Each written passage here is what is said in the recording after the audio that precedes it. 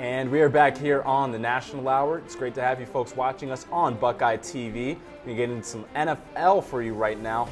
AFC North had a pretty good day if you were in the state of Ohio. As a matter of fact, for the first time since September 4th, 1988, that the Reds, Indians, Bengals, and Browns all won on the same day. A nice day for Ohio, Jeff. Absolutely. The Reds, and really that wild card spots. There's Indians. They're now up there in the wild card. And basically, that's theirs now. Bengals and Browns, big time wins. Bengals over the Packers, huge. Browns over the Vikings.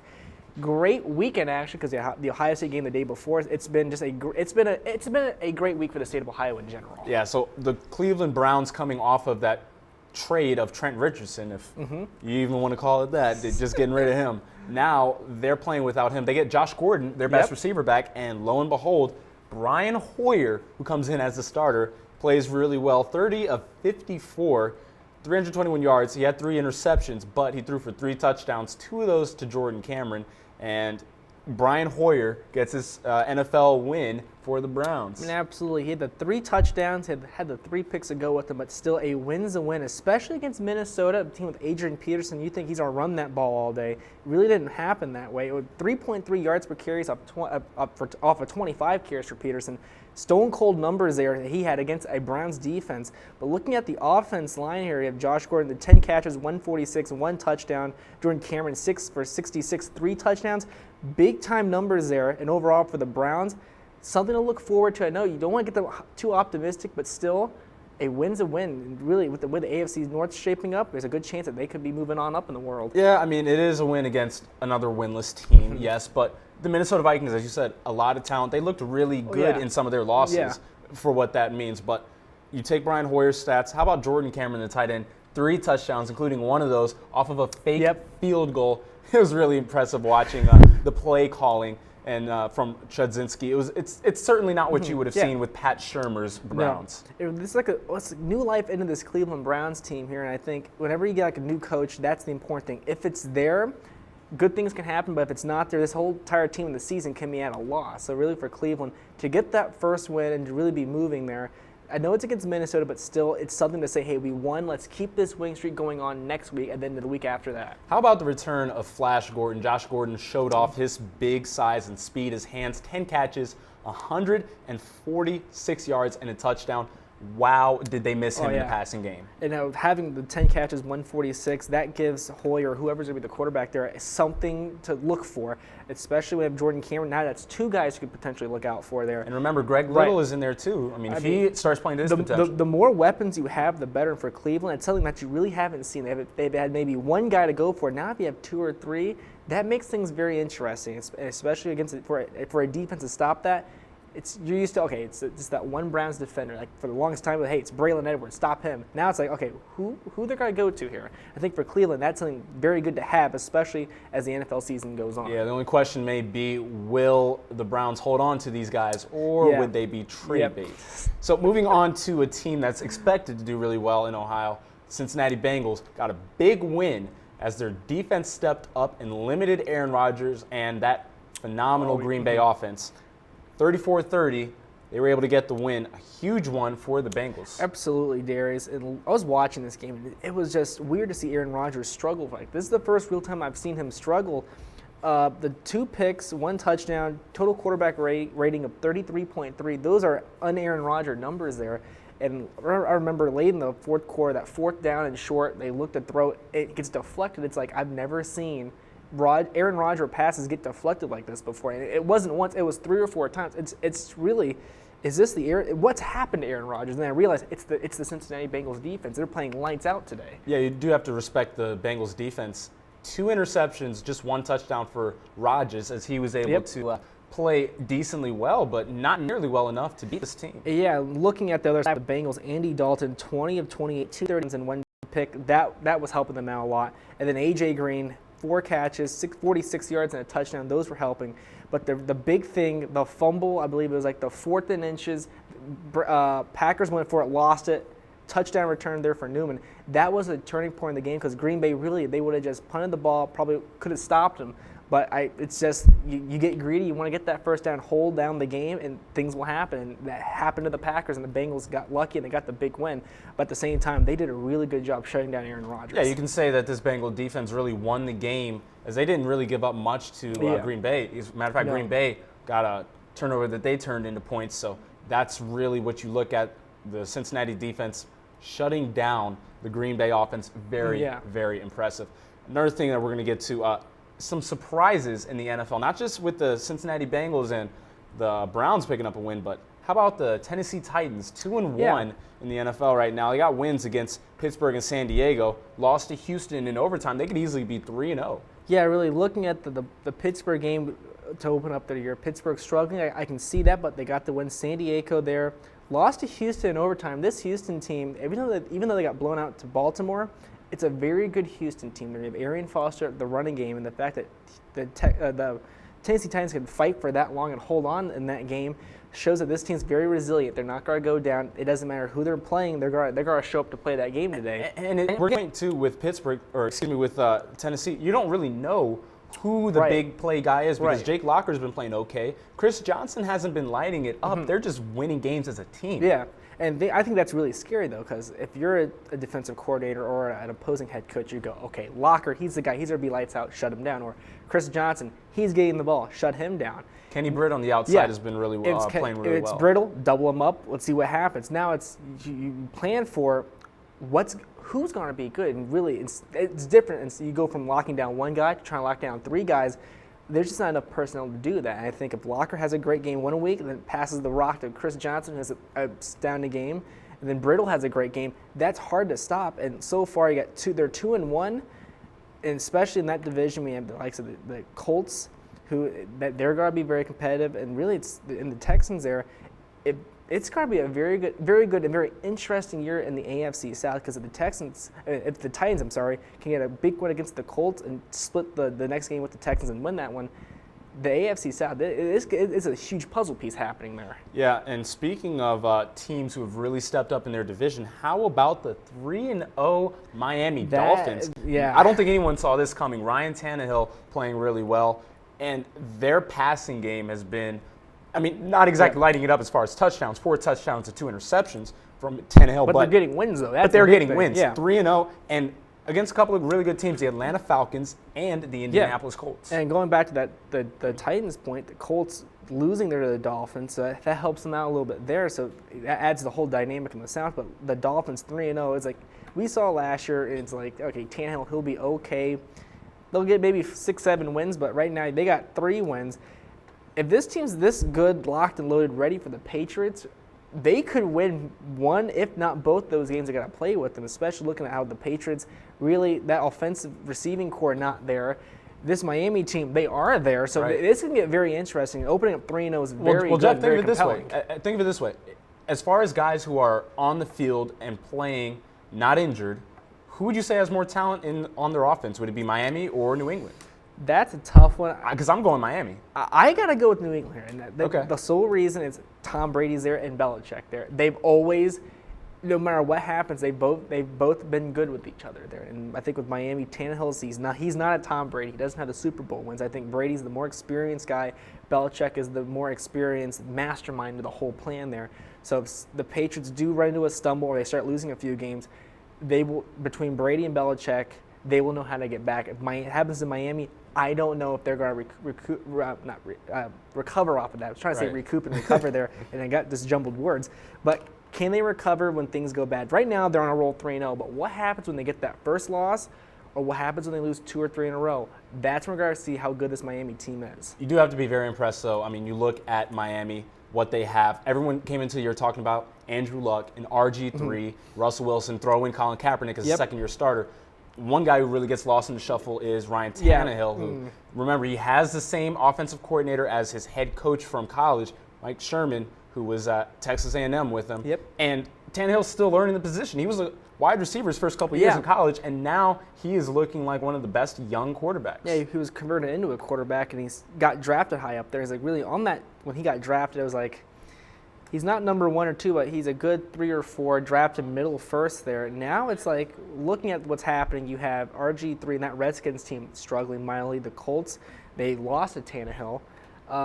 It's very interesting with Tannehill. It's like last season we saw he was trying to understand what was happening. Now this year it's happened. He knows what he's doing. He can really take the leadership position there as quarterback in Miami.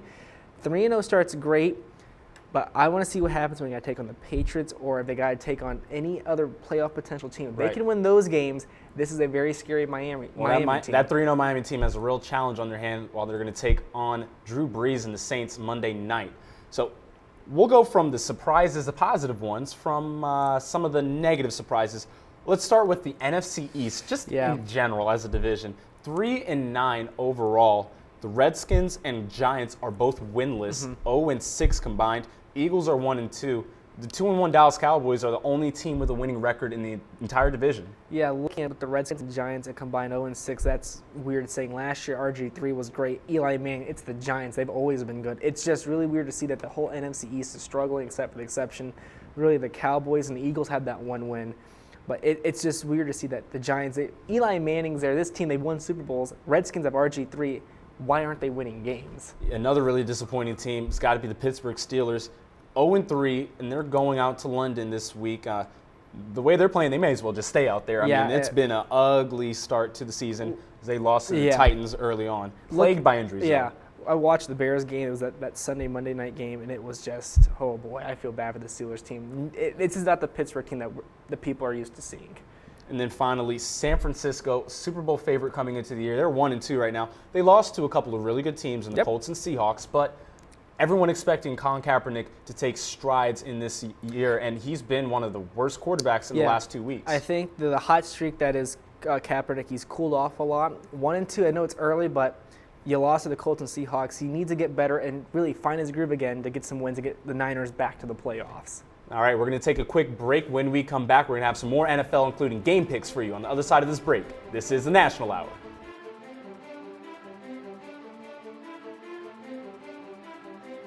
And welcome back to the National Hour. I'm Geoffrey Hammersley. I'm Darius Thigpen. Before the break, we talked about the NFL. We're back. We're talking about some more NFL, but this time off the field issues. One big story, San Francisco 49er Aldon Smith enters rehab after really marijuana and DUI happening to him. Darius, what happened with the whole thing there? Well, he was arrested for DUI, and he was also had weed on him, so marijuana issues with him. Double whammy there. And he's checked himself into rehab. He's actually going to miss tonight's game as they're playing NFC West rival St. Louis Rams, so he's going to miss the Thursday night game. Big loss for them. Yeah. And that defense is going to be reeling without him. Yeah, 49ers 1-2 in trouble. 1-3 start would be very bad for them. But then we flip it to a different division of inside the NFC. Nate Burleson, broken arm. It's just a whole obscure. It's a weird story. Car crash after trying to save his pizza. Darius, would you go that far to save your pizza, knowing that your arm could get? I love my pizza. I love me some pizza, but I'm not going to risk my arm in a car crash to save a slice of pizza. It was falling in the seat, and he's just going to grab it, and he broke his arm in 2 places, out for quite a while. We're not done with weird stories after the NFL better. And off the field. This is the big one. Jacoby Jones, Baltimore, gets hit in the head with a champagne bottle. Wait for it. Okay, let's play a game. Who do you think hit him with that champagne bottle? I'm going to guess it wasn't his coach. It was not Harbaugh. No, it's a stripper on a party bus while he's rehabbing the whole knee injury. Darius out of the 3. This is the craziest one. Any words to explain this one right here? Boy was popping bottles. I don't know. Couldn't handle it. Those are the 3 big off the field issues. And then we go to what happened with the Broncos, Raiders. Terrell Pryor concussed in that game. NFL is reviewing that whole injury and what's happening. Yeah. Broncos won that game 37-21, but Terrell Pryor's out in Oakland. What does that mean for the Raiders right now? Well, it's huge. I mean, just going back to the whole issue, as you said, with the concussion, he was in the game 3 plays after he was concussed, and it was obvious enough with the hit that they needed to run a concussion test. They didn't until 3 plays later, so that really is going to be something that they look into with the Oakland Raiders. But without Terrell Pryor, they would have to go back to their initial plan, which is Matt Flynn, who was supposed to be the initial plan for Seattle, who got him off of a huge game that he had, literally one game that he had at Green Bay. So now the guy who's been pushed around the league after being replaced by these young rushing quarterbacks, Matt Flynn, should be getting his start unless Terrell Pryor is good to go. Yeah, and going back to the whole concussion thing there, you saw the replays. He got hurt there. It didn't look good, but they kept him in. Do you think the NFL could reprimand the doctors or do something to that coaching staff? Well, it would definitely fall on the organization. It would be the owner's pocketbook. It would be the coaches. They'd all feel that. And it would be something pretty severe if they do deem it worthy. I mean, just the fact that Terrell Pryor himself, he said he didn't remember the game. It was that bad of a concussion. I mean, that doesn't look good for him starting next week. I mean, absolutely. And it really looks bad for the Raiders because they go, well, what do we do here? He's a football player. But now with the whole new concussion thing that the NFL is trying to help promote not having guys injured with any type of brain injury keep on playing, it certainly doesn't look good for the Oakland Raiders. It doesn't look that good for Terrell Pryor, saying he could be out, Matt Flynn could be in. This Raiders team, they had a scramble in Pryor, not with Matt Flynn, so it will be very interesting. That takes us to the next category, and we've always done this. Game picks. First one, Battle of Ohio. Cincinnati travels to Cleveland. Can Hoyer repeat another victory for this Browns team? Nah. No? Nah, I'm going with the Browns. I'm going with the Bengals in this one. Almost got you. You almost got me. You almost got me. But no, I'm going with the Bengals in this one. I do think this is going to be a big game for the Cincinnati defense. I do think, though, with Joe Hayden, they're going to be able to shut down A.J. Green, which is the first key to success against the Cincinnati Bengals. But Giovanni Bernard, your boy from Hard Knocks, my boy, he's been playing really well. I think he's going to have a big game against the Brownies. Yeah, my boy from North Carolina, he's looked good so far. I don't see him stopping or doing anything bad against the Browns. I think with Andy Dalton, A.J. Green, Bernard, that whole Bengals defense, I don't see them even struggling with Cleveland. I think it's going to be a pretty decent victory. It's not going to be close like Green Bay close. Couple touchdowns, maybe 3 touchdowns. Browns, they have Hoyer. It's a work in progress there in Cleveland, but I think Bengals clearly the favorite going into that game this week. Second game we're going to look at right now, Seattle at Houston. Possible Super Bowl preview. Who you got in this one, Darius? Well, it's not going to be like last week when Seattle pulled their starters in the third quarter against the Jacksonville Jaguars. They're actually going to have like a real team to play this week. Yep. So it was pretty much a Florida A&M version of NFL action last week. But for Seattle, I do think they're going to win this game. Marshawn Lynch has been really quiet this year. I'm expecting him to break out, and everyone is going to be looking at that passing attack. Russell Wilson, everyone done forgot about beast mode. He can go off and have himself a ball game. Not so fast, my friend. Okay. As Lee Corso would say, I think having that game in Reliant Stadium, Houston Texans, they had a terrible performance against the Baltimore Ravens. This is like a bounce-back game for them. They can come back firing on all cylinders against the Seattle Seahawks. All right. Shut down Wilson. I think Houston, they have the firepower there with Arian Foster. I think that team, they can do some damage, and I think they can get that big victory at home against Seattle. Yeah, give me Richard Sherman and that big defense for Seattle against Andre Johnson and the Houston Texans. All right, that's the game there. Next game, New England at Atlanta. This is my jersey pick game, but before I make that pick, Darius, Patriots' first real test. Atlanta needs to bounce back after the Miami loss. The game's in Atlanta. Who you got in this one? Desperation time for Atlanta. They're supposed to be a team that's competing for a Super Bowl as well. They're going to win this game because their weapons are simply better than New England's right now. New England, they're just looking for anyone. That's why Julian Edelman has been targeted in the last 3 weeks more than anyone in the NFL. Tom Brady has no one to throw to right now. If they do get Gronk back, if they get Rob Gronkowski, that would really help, but right now, it's Tom Brady doing it by himself, and he's yelling at receivers, which is not helping. I like how you mentioned Tom Brady. Oh, goodness. I just happened to have my jersey pick in Tom Brady right here. So I got the Patriots here. I think, as you said, they don't really have the things there. Oh, and which Brady jersey is this? We're going throwback. This is like the AFL. We are going throwback. I mean, I couldn't find the earlier 2000 version Patriots jersey, but this Patriots jersey, the throwback Patriots in my mind would be Tom Brady winning some Super Bowls there. This is the best I could come up with, but this Patriots team, they're probably one of the weakest undefeated teams so far. But I think it's Brady, Belichick, that whole mastermind thing happening there. They're the ones I got there, so I got the New England Patriots against the Atlanta Falcons. Yeah, I'm taking touchdowns straight to Julio. All right, in the final game, Miami at New Orleans. This is a game for Miami. If they win, they are legit. New Orleans, coming off the Bounty Gate, this team, very good. They have Payton and Sean Payton as head coach, Drew Brees quarterback. Who you got in this one?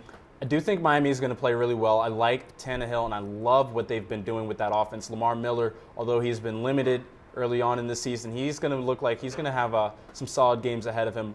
Brian Hartline's been playing really well.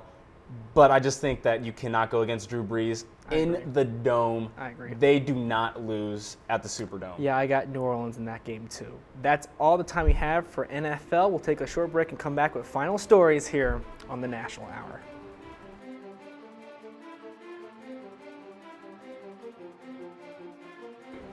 And we are back here on the National Hour. I'm Darius Thigpen. And I'm Geoffrey Hammersley. And we thank you for joining us here on Buckeye TV. About time to get this show wrapped up. A couple of quick stories. We're going to talk about NBA offseason making some news.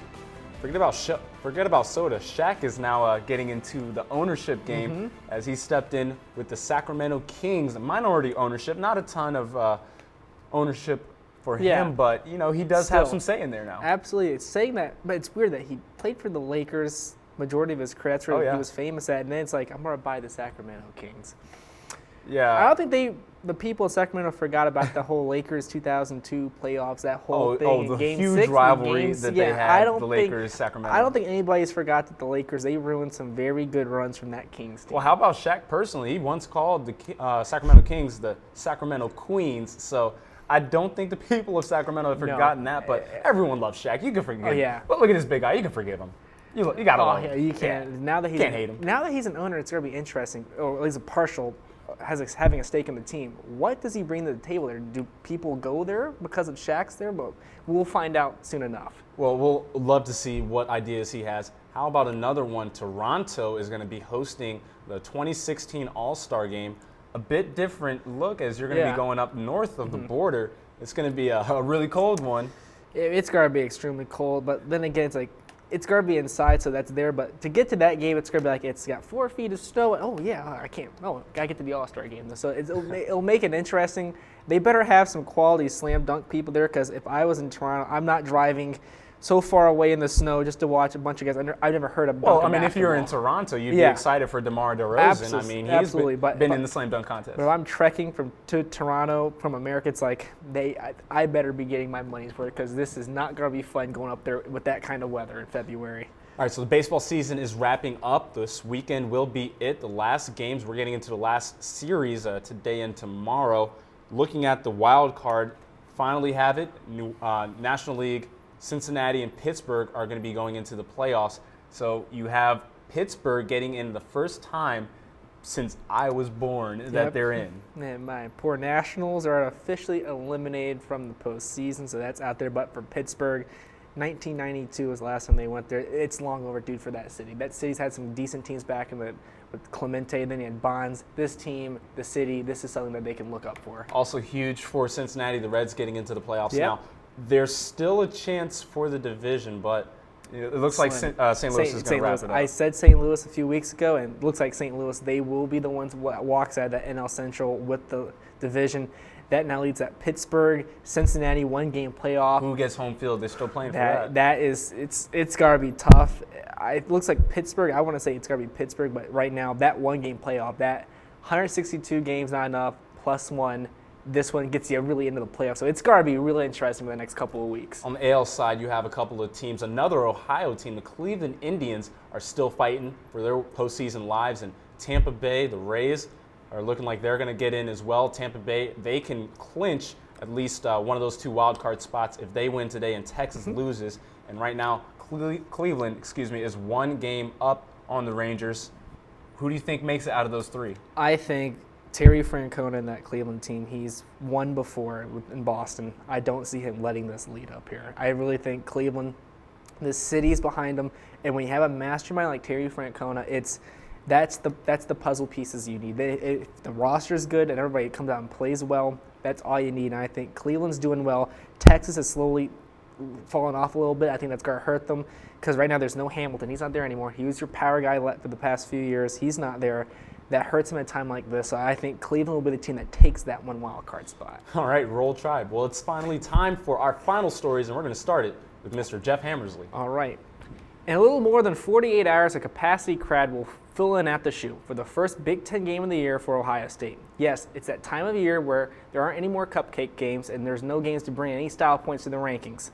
Welcome to the time where night games with national title implications and conference title games happen, and showdown games will dictate who goes to Pasadena on January 6th for a shot at the national title. That's what college football is all about. No more games where teams will get close to scoring 100 or get video game numbers in the offensive stat box. Welcome to conference play, where dreams are made and broken one game at a time. This is the college football I love to see, and a vast majority of the nation would probably agree with me. It's just, it took a month for us to get to this point. But no matter, come Saturday, the wait for college football to really begin will be over. Yo ho, it's a Pirates life for me. They'll still be singing this old Buccaneer battle cry at Raymond James Stadium down in Tampa this Sunday, but it won't be Josh Freeman raising the flag. There's a new quarterback down in Tampa as the Bucs have decided to bench Freeman for rookie QB Mike Glennon of NC State. It's a contract year for Freeman, so it looks like the writing is on the wall. The Bucs are actively shopping Freeman, and he has said he's open for a trade. I hope the Bucs marketing team works quick, or it's going to get really awkward when a Pirate version of Freeman is staring down Ray J on the Jumbotron during the pregame pump-up Sunday. Well, that's going to do it for us here on the National Hour. I'm Darius Thigpen. And I'm Geoffrey Hammersley. Thank you for joining us here on Buckeye TV. All the coverage of the Ohio State-Wisconsin game can be followed here on The Lantern, Buckeye TV, and on OhioStateSports.net Scarlet and Gray Sports Radio. We'll see you next time on the National Hour. This is Manny Wilson speaking for The National Hour, a Buckeye TV television production.